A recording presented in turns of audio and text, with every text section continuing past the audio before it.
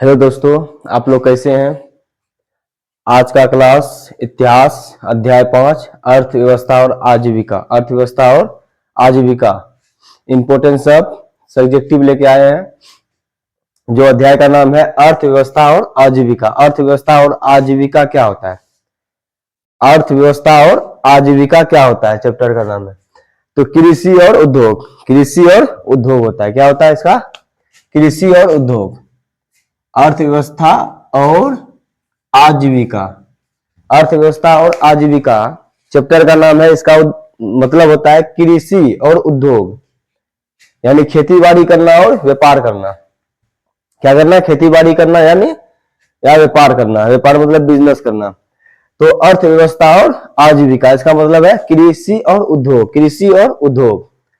तो आपका as education 02 पे आपका स्वागत है। एएस एजुकेशन 02 पे आपका स्वागत है।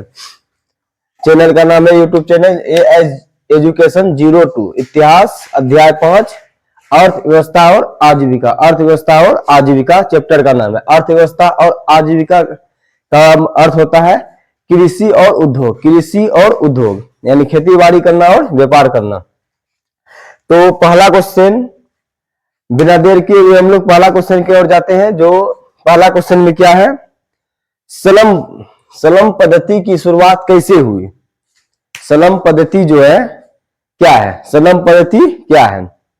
तो सलम पद्धति शहरों में जो गरीब मजदूरों रहते थे, शहरों में जो गरीब मजदूरों रहते थे, जिस मोहल्ले में यानी जिस मोहल्ले में रहते थे उसमें कचरा यानी कचरा आसपास फैला देते थे। यानी कचरा आसपास क्या करते थे? फैला देते थे। कचरा फैला देते थे। गंदगी फैल जाती थी। क्या होती थी? गंदगी फैल जाती थी। सलम पद्धति का अर्थ है शहरों में जो गरीब मजदूरों रहते थे उसके आसपास गंदगी फैला देते थे। यानी कचरा फैला देते थे जिससे गंदगी फैल जाती थी। किससे? गंदगी फैल जाती थी। और उस बस्ती को ही, उस मोहल्ले को ही सलम पद्धति कहते हैं। उस मोहल्ले को ही क्या कहते हैं? सलम पद्धति कहते हैं। यानी जिस भी बस्ती में आसपास में कचरा फैला रहता है, उसके आसपास में जो कचरा फैला रहता है उस इलाके को सलम पद्धति कहते हैं। उस इलाके में गंदगी फैल जाती है। क्या होती थी? गंदगी फैल जाती थी, जिसे सलम पद्धति कहते थे। क्या कहते थे? सलम पद्धति कहते थे। उस बस्ती को ही सलम पद्धति कहते थे। तो क्वेश्चन की तरफ जाते हैं हम लोग। क्या है अगला क्वेश्चन? क्या नंबर, सलम पद्धति की शुरुआत कैसे हुई? सलम पद्धति जो है उसकी शुरुआत कैसे हुई? सलम पद्धति के बारे में समझिए। सलम पद्धति क्या होता है, उसकी शुरुआत कैसे हुई थी? उसकी शुरुआत कैसे हुई थी, इसको हम लोग आंसर की तरफ जाते हैं। क्या आंसर में? सलम पद्धति की शुरुआत कैसे हुई, यानी लिखना है सलम पद्धति की शुरुआत कैसे हुई। हम लोग सलम पद्धति के बारे में समझ लें। जिस भी इलाके में आसपास क्षेत्र में गंदगी यानी कचरा फैला के गंदगी फैल जाती थी, कचरा फैला के गंदगी फैल जाती थी, उसे ही सलम पद्धति कहते हैं। उसे ही क्या कहते थे? सलम पद्धति कहते हैं। उसे ही सलम पद्धति, उस बस्ती को ही सलम क्षेत्र कहा जाता है, यानी सलम पद्धति कहते हैं। क्या है कौन? सलम पद्धति की शुरुआत कैसे हुई? सलम पद्धति जो है उसकी शुरुआत कैसे हुई? तो उत्तर है इसका औद्योगिकरण। उद्योगीकरण मतलब उद्योग से। उद्योगीकरण यानी उद्योग से, यानी व्यापार से, उद्योग जो करते थे उससे। उद्योग के कारण सलम पद्धति की शुरुआत हुई। क्या हुई? उद्योग के कारण उस सलम पद्धति की शुरुआत हुई। उद्योग जो बिजनेस, एक तरह से उसको कह सकते हैं बिजनेस यानी व्यापार। क्या कहते हैं? व्यापार या बिजनेस।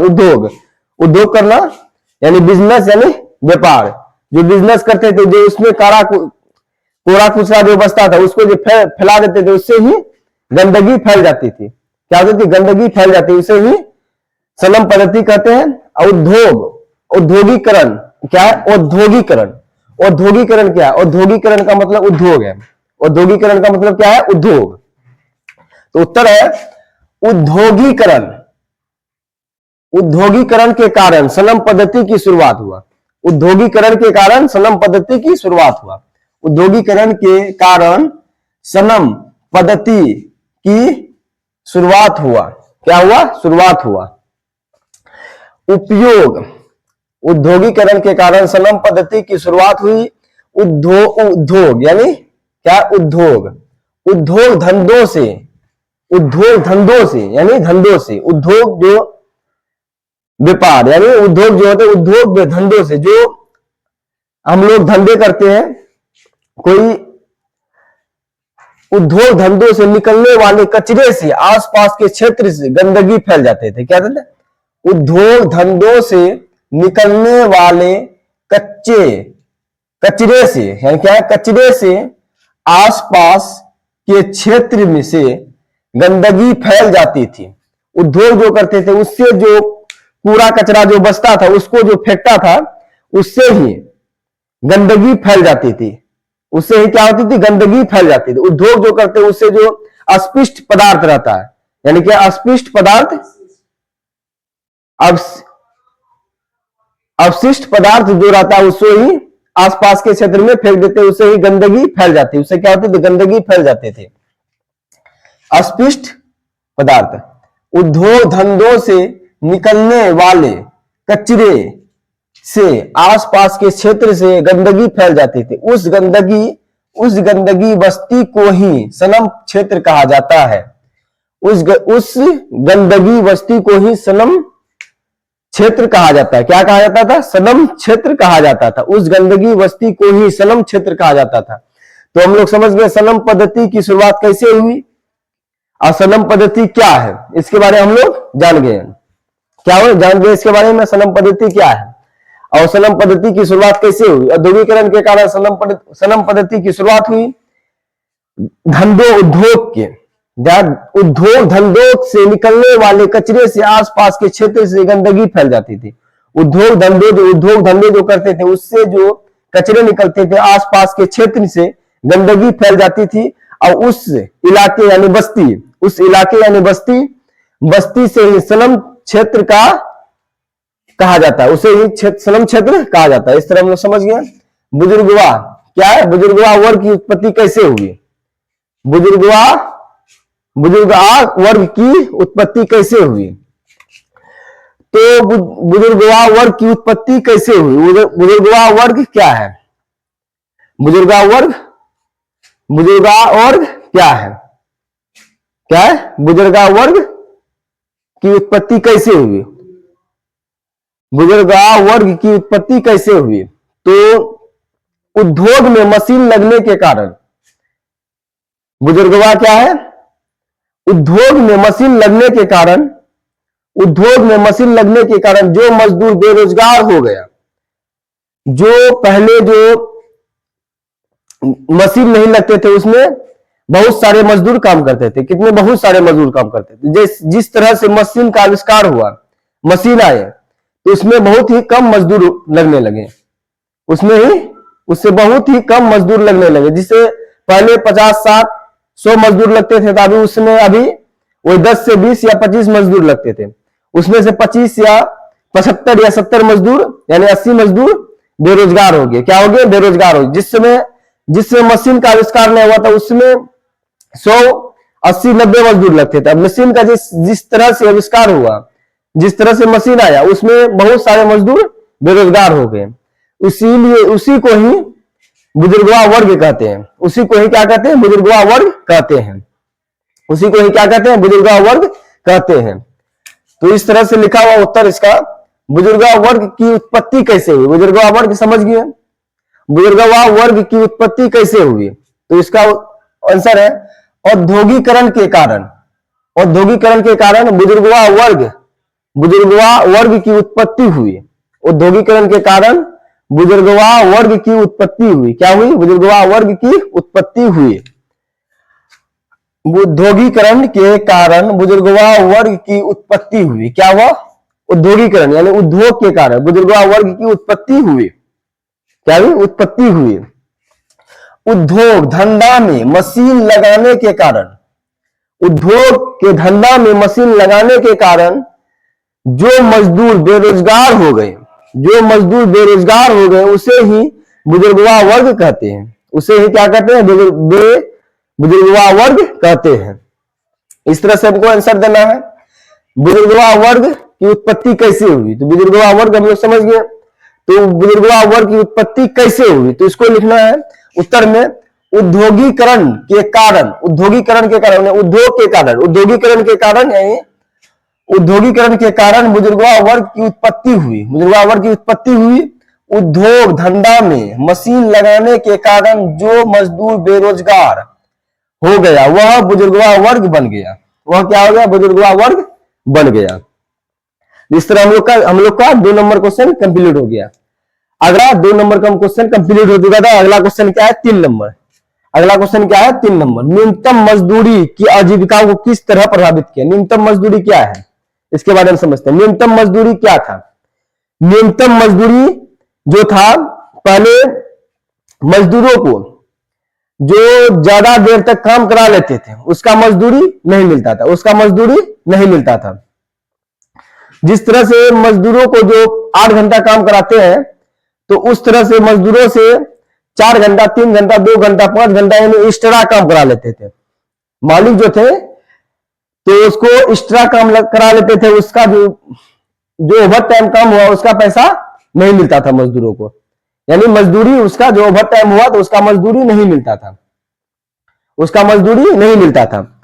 इस तरह से उस न्यूनतम मजदूरी कानून, जो न्यूनतम मजदूरी कानून जो लागू हुआ था 1948 ईस्वी को हुआ था। कब हुआ था, 1948 ईस्वी को हुआ था। यानी जो न्यूनतम मजदूरी, न्यूनतम मतलब सीमित समय तक ही मजदूरी था, सीमित समय तक ही मजदूरी मिलता था। यानी 800 रुपया में अगर 400 रुपया में काम करने के लिए लेके गया तो उसको 400 रुपया ही मिलता था।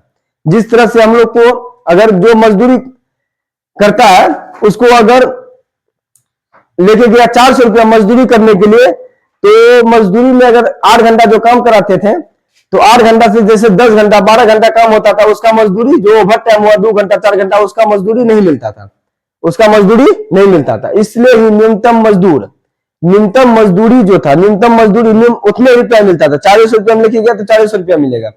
इस तरह से उसको न्यूनतम मजदूरी कानून लाया गया। क्या लाया गया, न्यूनतम मजदूर कानून लाया गया, जिसको 1948 में लागू किया। क्या किया गया था, 1948 में लागू किया। यानी न्यूनतम मजदूर जो था उसको निश्चित पैसा मिलते थे, यानी इतना काम का इतने ही पैसा मिलेगा। टाइम नहीं देखा जाता था कि जैसे 10 घंटा 12 घंटा काम हो गया यानी 4 घंटा 2 घंटा एक्स्ट्रा हो गया, उसका पैसा नहीं मिलता था, उसका पैसा क्या नहीं मिलता था। इसलिए ही उस न्यूनतम मजदूर कानून 1948 में लागू किया, जिसके कारण मजदूरों को मजदूरी के लिए, मजदूरी के लिए जैसे 8 घंटा का काम था उसे अगर 2 घंटा एक्स्ट्रा कराया गया, 3 घंटा एक्स्ट्रा कराया गया, उसका भी 300 यानी 2 घंटा जो 3 घंटा जो एक्स्ट्रा कराया गया, 3 घंटा यानी 4 घंटा, उसका भी छोटे रकम से और बोनस के रूप में उसको दिया जाता था। यानी छोटे पैसे यानी और बोनस के रूप में उसको 3 घंटा 4 घंटा का रुपया दिया जाता था। इसलिए ही न्यूनतम मजदूर कानून लागू किया गया था, 1948 ईस्वी को लागू किया गया था। न्यूनतम मजदूर कानून ऑब्जेक्टिव पूछ सकता है, न्यूनतम मजदूर कानून कब लागू किया गया। न्यूनतम मजदूर कानून 1948 ईस्वी को लागू किया गया था। कब किया गया था, 1948 ईस्वी को लागू किया गया था। तो हम लोग क्वेश्चन की तरफ जाते हैं। क्या लिखा हुआ क्वेश्चन में, लिखा हुआ न्यूनतम मजदूरी यानी न्यूनतम मजदूरी क्या है, न्यूनतम मजदूरी की आजीविका को किस तरह प्रभावित किया। न्यूनतम मजदूरी की आजीविकाओं को किस तरह प्रभावित किया। उत्तर है इसका, न्यूनतम मजदूरी कानून 1948 में लागू की गई। कब की गई थी, 1948 में लागू की गई, जिसका उद्देश्य उद्योग में मजदूरों को देर निश्चित काम के, यानी उद्योग में मजदूरों को, यानी मालिक जो था, उद्योग जो करता था, व्यापार जो था, वो जो मजदूरों को मजदूरी के लिए निश्चित समय का जो पैसा देता था, उसे जो 2 घंटा 3 घंटा एक्स्ट्रा काम कराया, उसका भी छोटे और बोनस के रूप में व्यवस्था में निश्चित की गई। व्यवस्था में क्या किया गया, निश्चित की गई। इसलिए लिखा हुआ है उद्योग में मजदूरों की देर निश्चित, यानी देर देर देर जो काम करते थे, देर निश्चित काम के छोटे और बोनस की व्यवस्था में निश्चित की गई थी। छोटे और बोनस की व्यवस्था में निश्चित की गई थी, इस तरह ही निश्चित की गई थी। और न्यूनतम मजदूरी की आजीविकाओं को इस तरह प्रभावित किया गया। न्यूनतम मजदूरी क्या था, न्यूनतम मजदूरी कब लागू हुआ था, 1948 ईस्वी में लागू किया गया था। न्यूनतम मजदूरी क्या थे, इसके बारे में समझ लीजिए। न्यूनतम मजदूरी क्या थे, न्यूनतम मजदूरी जो थे, जो मजदूर को काम कराने के लिए जाते थे, 8 घंटा से बदला 10 घंटा काम करते, उसको पैसा नहीं मिलता था। अब उसको भी निश्चित कर दिया गया कि अगर 8 घंटा से ज्यादा टाइम ओवर टाइम जाता है, उसका भी छोटे यानी बोनस के रूप में पैसा दिए जाते हैं। इसको भी निश्चित करिए। निश्चित कब किया गया था, 1948 ईस्वी को निश्चित किया गया था। कब किया गया था, 1948 ईस्वी को यह कानून लागू हुआ था। इस तरह से हम लोग का 3 नंबर क्वेश्चन कंप्लीट हुआ। अगला क्वेश्चन है, उपनिवेशवाद से आप क्या समझते हैं। उपनिवेशवाद जो है उससे आप क्या समझते हैं। उपनिवेश क्या है, उपनिवेश क्या है, उपनिवेश यह है यानी शक्तिशाली देश जो है, यानी क्या है, शक्तिशाली देश जो है कमजोर देशों को अपना गुलाम बना लेते थे।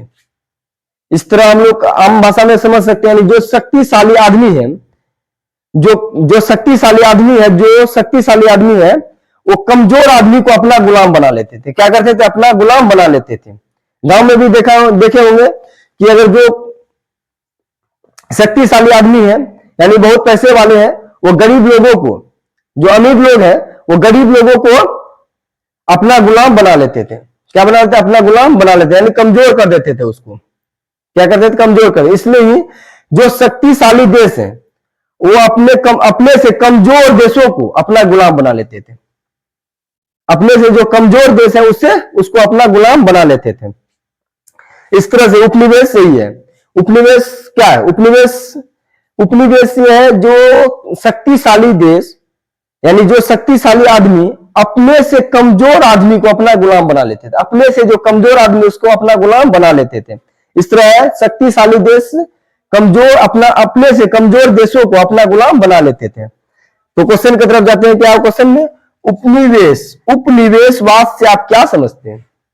उपनिवेशवाद जो है उससे आप क्या समझते हैं। तो उपनिवेशवाद से आप क्या समझते हैं, उत्तर है ऐसी विचारधारा, यानी ऐसी विचारधारा जिसमें शक्तिशाली देश कमजोर देश को, क्या लिखा हुआ है, ऐसी विचारधारा जिसमें शक्तिशाली देश यानी बहुत सारे ताकतवर देश, जो पावरफुल देश हैं, जो जिस तरह से अंग्रेज बहुत पावरफुल देश थे, जो अंग्रेज ने इंडिया को अपना हिंदुस्तान को गुलाम बना लिया था। शक्तिशाली देश थे, वो अपने इंडिया में व्यापार करने के लिए आए थे। व्यापार करते करते कूटनीति का उपयोग किया, फूट डालो और राज करो, यानी जनता को भड़काने लगा कि इस तरह से हिंदू मुस्लिम करने लगा, उस तरह से तो अपना इंडिया को यानी हिंदुस्तान को गुलाम बना दिया। क्या बना दिया, गुलाम बना दिया। इस तरह से जो शक्तिशाली देश होते थे वो अपने से कमजोर देशों को अपना गुलाम बना लेते थे। इंग्लैंड जो था अपने से शक्तिशाली देश थे, वो इंडिया आए व्यापार करने के लिए। व्यापार करते करते इंडिया के जो जनता थे उसको अपने बातों में बहला फुसला के अपना गुलाम बना लिया। तो उपनिवेश, यहां क्या लिखा, उपनिवेशवाद से आप क्या समझते हैं, ऐसी विचारधारा जिसमें शक्तिशाली देश कमजोर देश को अपना गुलाम बनाकर आर्थिक शोषण करता था, यानी आर्थिक शोषण करता था। क्या करता था, आर्थिक शोषण करता था। जो अपने से शक्तिशाली देश थे, जो शक्तिशाली थे, जो अपने से कमजोर देश थे, उसको अपना गुलाम बनाकर उसमें शोषण करते थे, उसमें राज करते थे। उसमें क्या करते थे, राज करते थे। अपना राज, अपना शासन चलाना चाहता था, अपना शासन चलाना चाहता था, जो अपना राज चले और उसके बातों से वो देश चले, उसके बातों से वो देश चले। तो इसी तरह से लिखा हुआ, उपनिवेश से आप क्या समझते हैं, ऐसी विचारधारा जिसमें शक्तिशाली देश कमजोर देशों को अपना गुलाम बनाकर आर्थिक शोषण करता था, यानी आर्थिक शोषण करता था। तो इस तरह से हम लोग समझे। 4 नंबर क्वेश्चन में क्या था, उपनिवेशवाद से आप क्या समझते हैं, ऐसी विचारधारा जिसमें शक्तिशाली देश कमजोर देश को अपना गुलाम बनाकर आर्थिक शोषण करता था, यानी आर्थिक शोषण करता था। इस तरह से 4 नंबर का क्वेश्चन कंप्लीट हुआ। अगला क्वेश्चन है 5 नंबर, कुटीर उद्योग क्या है? कुटीर उद्योग क्या है, इसको समझते हैं। कुटीर उद्योग यानी ये है कि कुटीर उद्योग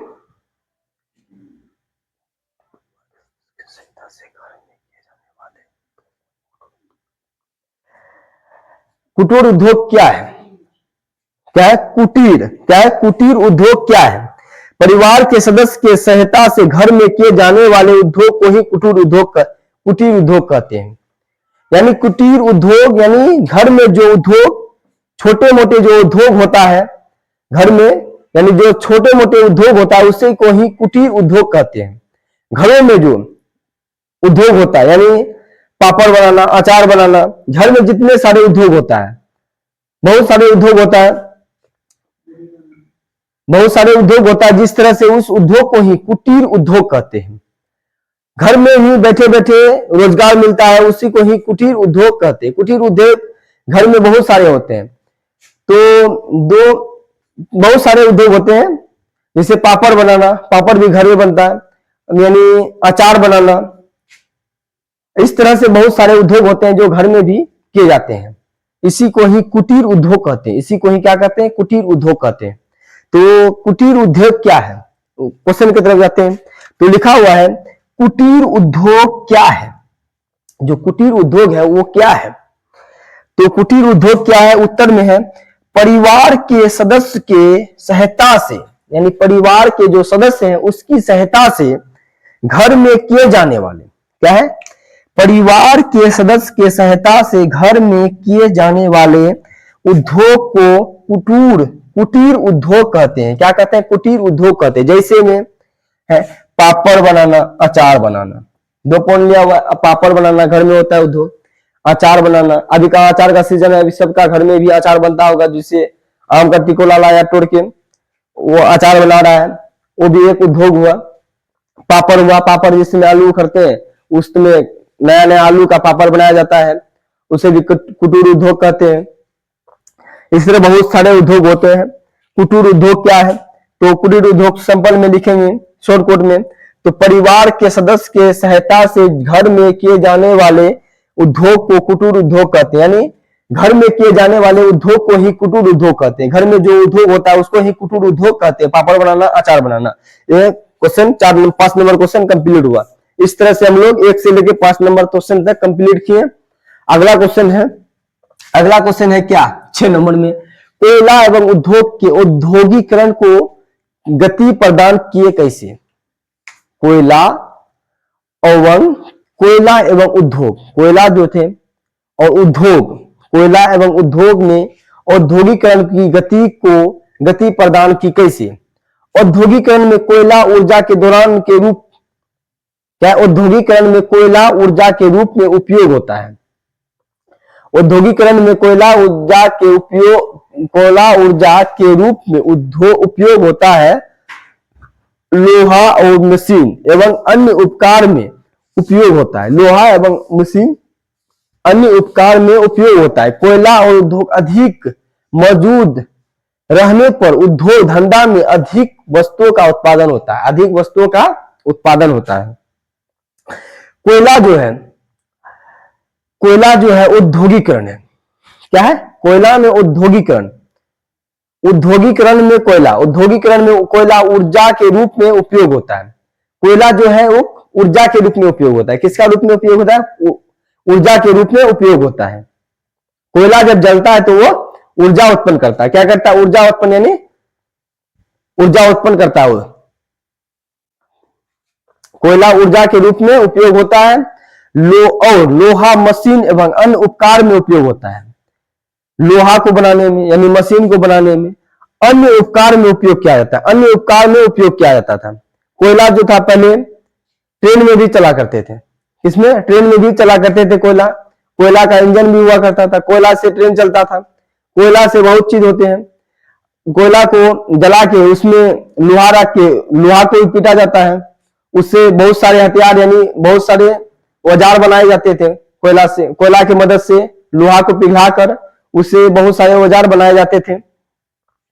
इसका उपकरण उपयोग होता था, बहुत सारी चीजों में कोयला का उपयोग किया जाता है, खाना बनाने में भी कोयला का उपयोग किया जाता है। इसी तरह औद्योगिकरण में कोयला ऊर्जा के रूप में उपयोग होता है, औद्योगिकरण में कोयला ऊर्जा का उपयोग होता है, यानी उद्योग में भी कोयला ऊर्जा का उपयोग किया जाता है ऊर्जा के रूप में। किसके रूप में? ऊर्जा के रूप में। और लोहा मशीन एवं अन्य उपकार में भी उपयोग होता है, यानी लोहा और मशीन के अन्य उपकार में भी उपयोग होता है, अन्य उपकार में भी इसका उपयोग होता है। कोयला और लोहा अधिक मौजूद रहने पर उद्योग धंधा में अधिक वस्तुओं का उत्पादन होता है। कोयला और लोहा, कोयला और लोहा जो है अधिक मजबूत मौजूद, कोयला और लोहा अधिक मौजूद रहने पर उद्योग धंधा में अधिक वस्तु का उत्पादन होता था, अधिक वस्तुओं का उत्पादन होता था। क्वेश्चन की तरफ जाते हैं। क्या है क्वेश्चन में? कोयला एवं उद्योग में औद्योगिकरण को गति प्रदान की कैसे? क्या क्वेश्चन है? कोयला एवं उद्योग में औद्योगिकरण को गति प्रदान की कैसे? गति प्रदान की कैसे? तो उत्तर है इसका औद्योगिकरण। औद्योगिकरण में कोयला ऊर्जा के रूप में उपयोग होता है। औद्योगिकरण में कोयला ऊर्जा के रूप में उपयोग होता है। कोयला ऊर्जा के रूप में क्या होता था? उपयोग होता है। और लोहा मशीन एवं अन्य उपकार में उपयोग किया जाता था, उपयोग होता था। लोहा और मशीन अन्य उपकार में भी इसका उपयोग कोयला एवं उद्योग का उपयोग किया जाता था। फिर है कोयला और लोहा अधिक मौजूद रहने पर, कोयला और लोहा अधिक मौजूद रहने पर यानी बहुत सारे ज्यादा रहने पर उद्योग धंधा में अधिक वस्तुओं का उत्पादन होता था। उद्योग धंधा में अधिक वस्तुओं का उत्पादन होता था। क्या होता था? अधिक वस्तुओं का उत्पादन होता था। इस तरह से हो गया कोयला और उद्योग, समझ में। अगला क्वेश्चन है 7 नंबर, कुटीर उद्योग के महत्व एवं उसकी उपयोगिताओं पर प्रकाश डालें। कुटीर उद्योग तो हम लोग अभी समझे थे, कुटीर उद्योग क्या है? जो घर में जो उद्योग होता है उसे ही कुटीर उद्योग कहते हैं। घर में जो उद्योग होता है उसे वही कुटीर उद्योग कहते हैं। कुटीर उद्योग के बारे में हम लोग समझ गए थे। कुटीर उद्योग के महत्व एवं उसकी उपयोगिता पर प्रकाश डालें। उसकी उपयोगिता पर प्रकाश डालें, इस पर प्रकाश डालना है। क्या करना है? प्रकाश डालना है। उसकी उपयोगिता पर, उसके जो उपयोग हुए, क्या क्या चीजों पे हुए, क्यों हुए, क्या कारण थे जो इसका उपयोग हुआ, उस पर प्रकाश डालेंगे। क्वेश्चन है 4, आंसर है इसका, कुटीर उद्योग से मजदूरों की आजीविका चलती थी। क्या चलती थी? कुटीर उद्योग थी, कुटीर उद्योग जो था उसमें मजदूरों की आजीविका चलती थी। क्या चलती थी? आजीविका चलती थी, यानी उद्योग चलती थी। कुटीर उद्योग से मजदूरों की आजीविका यानी जीवन यापन चलता था उसका। कुटीर उद्योग से मजदूरों की आजीविका चलती थी, यानी उसका जीवन यापन चलता था कुटीर उद्योग से। यानी जो घर में जो छोटे मोटे उद्योग होता था उसका, उसी से उसको जीवन यापन चलता था। क्या चलता था? उसका जीवन यापन चलता था। कुटीर उद्योग घर में जो होता है उसका बहुत उपयोग से उसका जीवन यापन अच्छी तरह से चलता था, चलती थी। क्या चलती थी? वह कम पूंजी में वस्तुओं को बनाकर अपना जीवन यापन करते थे। कुटीर उद्योग जो था वो घर में छोटा मोटा उद्योग था। कुटीर उद्योग जो था घर में जो था छोटा मोटा उद्योग था, उसमें कम पूंजियों में भी उस उद्योग चला लेते थे। जो घर में जो कुटीर उद्योग चलता था उसमें कम पूंजियों में भी उसमें जो वस्तु बनाकर बेचकर अपना जीवन यापन कर लेता था। यानी आलू का जो पापड़ बनाया उसको बेचकर अपना जीवन यापन कर लिया, अचार जो बनाया उसको बेचकर अपना जीवन यापन कर लिया। इस तरह से बहुत सारे उद्योग जो है घर में ही करता था। उस उद्योग से आदमी जो बना जीव उस तरह से उद्योग से मनुष्य यानी उसका जीवन यापन अच्छी तरह से चलती थी, अच्छी तरह से करते थे, यानी अपनी जीवन यापन जो था अच्छी तरह से कर लेते थे। अपनी जो कम पूंजियों में अपना उद्योग कर कर किसी चीज को बनाकर, कम पूंजियों में किसी चीज को बनाकर बेचकर अपना जीवन यापन अच्छी तरह से वो जी लेते थे। उसी को ही कुटीर उद्योग कहते हैं, कुटीर उद्योग कहते हैं। पूंजियों में वस्तुओं को बनाकर अपना जीवन यापन करते थे, यानी अपना जीवन यापन अच्छी तरह से कर लेते थे, जिसे अकाल और बेरोजगारी का असर नहीं पड़ता था। जो कुटीर उद्योग, जो घर में छोटा मोटा उद्योग होता था, उससे जो था अकाल जो पड़ता था पहले, और जो बेरोजगार था उसका कोई असर नहीं पड़ता था, उसका कोई असर नहीं पड़ता था। उसका क्या था? कोई असर नहीं पड़ता था। उस उद्योग से अपना जीवन यापन अच्छी तरह से चला लेते थे, और उस तरह से वो अपना घर परिवार अच्छी तरह से संभाल लेते थे। उसका अकाल जो पड़ता था, अकाल और बेरोजगारी, उसमें कोई उसको प्रभाव नहीं पड़ता था। अकाल हुआ कि बेरोजगारी है कि उसमें क्या, कोई प्रभाव उसमें नहीं पड़ता था। इसी को ही कुटीर उद्योग कहते हैं। इसी को ही कुटीर उद्योग कहते हैं। कुटीर उद्योग हर एक घर में होता है। अपना उद्योग जो घर में करता है उसको कुटीर उद्योग कहते हैं। सबका घर में, यानी कुटीर उद्योग में क्या होता है? बड़ी बनाना, बड़ी भी कुटीर उद्योग हो गया। पापड़ बनाना कुटीर उद्योग हो गया। अचार बनाना कुटीर उद्योग हो गया। किसी किसी जगह पे बीड़ी बनाता है, उसको भी कुटीर उद्योग कहते हैं। घर में यानी जो काम करता है उसी को ही कुटीर उद्योग कहते हैं। क्या कहते हैं? कुटीर उद्योग कहते हैं। क्या कहते हैं? कुटीर उद्योग कहते हैं। कुटीर उद्योग के महत्व एवं उसकी उपयोगिता पर प्रकाश डालें। तो है कुटीर उद्योग के महत्व एवं उसकी उपयोगिता पर प्रकाश डालें। उत्तर है कुटीर उद्योग से मजदूरों की आजीविका चलती थी। मजदूरों की आजीविका चलती थी। वह कम पूंजी में वस्तुओं को बनाकर आसानी से अपना जीवन यापन करते थे। वह कम पूंजी में वस्तुओं को बनाकर अपना जीवन यापन, उस कम पूंजी में अपने वस्तुओं को बनाकर, यानी उसको बेचकर जो पैसा आते थे उससे वो अपना जीवन यापन कर लेते थे। वह कम पूंजी में वस्तुओं को बनाकर बाजार में जाके बेचकर उससे जो पैसा आते थे, उससे जो पैसा आता है उसका अपना जीवन यापन अच्छी तरह से कर लेते थे। अच्छी तरह से कर लेते, जिसे अकाल और बेरोजगारी का भी कोई प्रभाव नहीं पड़ता था। अकाल और बेरोजगारी का भी कोई प्रभाव नहीं पड़ता। कुटीर उद्योग में पापड़ बनाना, अचार बनाना, बीड़ी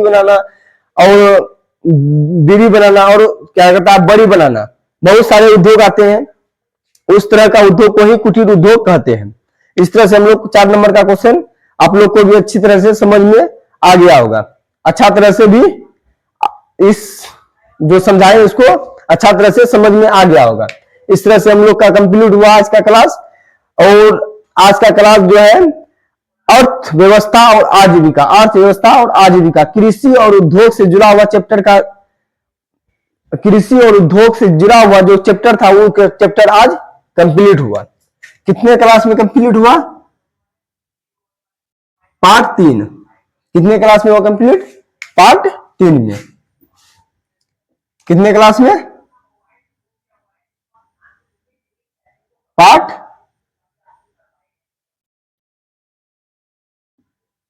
3, यानी क्लास 3 क्लास में कंप्लीट हुआ। कितने क्लास में कंप्लीट हुआ? 3 क्लास में कंप्लीट हुआ। तो अर्थव्यवस्था और आजीविका, कृषि और उद्योग का कंप्लीट हुआ आज का चैप्टर, अध्याय 5। और अगला चैप्टर जो आएगा अध्याय 6।